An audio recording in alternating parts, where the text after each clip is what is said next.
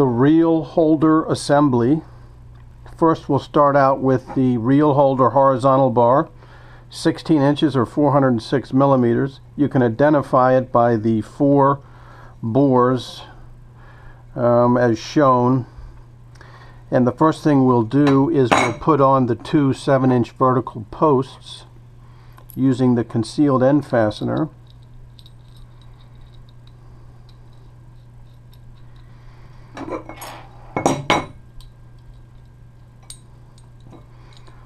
So this is the left vertical post, and we'll secure that with our 5/32 hex key. Then the right vertical post, our concealed end fastener,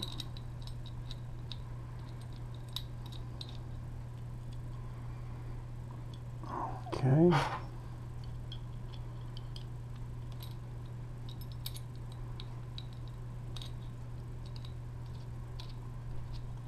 so we'll slide that. We'll slide that in, and from the reverse side we will tighten.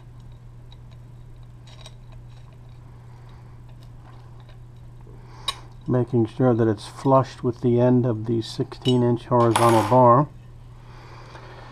Now we will take the reel holder end plates with the double T-nut. Not surprisingly, we'll use the button heads, and we'll form this end cap.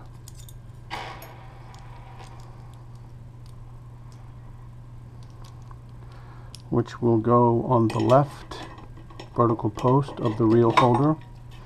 For right now, I can obviously vary the height. I'll leave it right at the top at the moment. We can always change its height a little bit later. So let's put on the right end cap, end plate,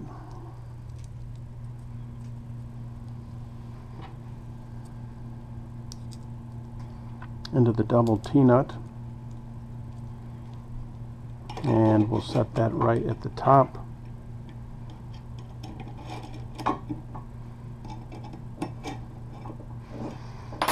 We'll put in our decorative non-functional cap plates, one on the top of the left vertical post of the reel holder, one on top of the right vertical post of the reel holder.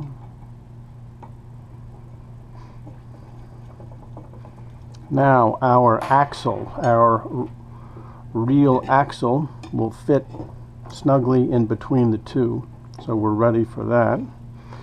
Now let's take this is a 1-inch socket head. In fact, it's listed as a socket head, shown as a pan head on the drawing, but they are in fact socket heads. We'll put a T-nut on the bottom, another T-nut on the bottom of that one. We'll slide them into the carriage wing bars, one here, one to the left, and one to the right. Okay. We will use our largest provided hex key, and we'll tighten that one down, tighten the right one down, and that's basically our reel holder. There are several other very important facets. This is the strap clamp down plate. This is the very low cost tensioning mechanism that we'll talk about in just a moment.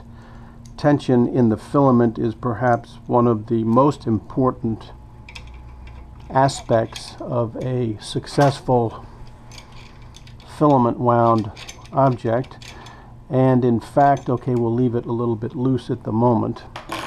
So let me get a reel of carbon fiber and we'll install that on the reel holder. Okay, this is a roll of 12K carbon fiber. This is a 3-inch inner diameter reel. The reel holders, which have been holding all of the nuts and were packaged with all of the nuts, fit into the 3-inch inner diameter. And depending on the type and how precise the 3-inch inner diameter is, the end caps or the reel holders can be either very tight or very loose. If they are loose and you don't have a snug fit, what you might try is, this is just simply some black electrical tape that I would maybe wrap around once or twice to increase the diameter to make a more snug fitting in the 3-inch inner diameter reel. So we're going to have that sit like so. I'm going to take the rod right through the middle aperture of the reel holder and up through the middle again, which is right there. Now the filament will pull from the bottom, and I will fix that.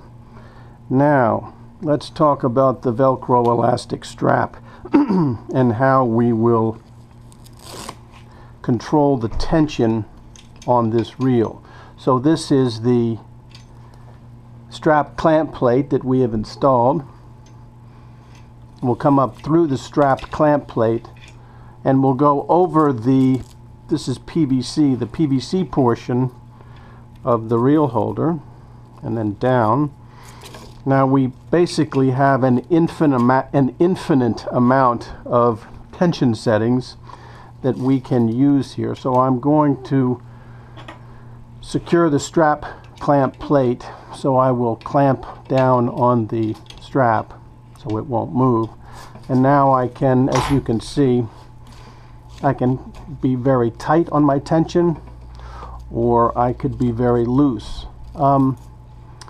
So there are several considerations when setting the tension in the filament. First of all, the tension is obviously affected by the number and amount of turns that it will go through of the rollers.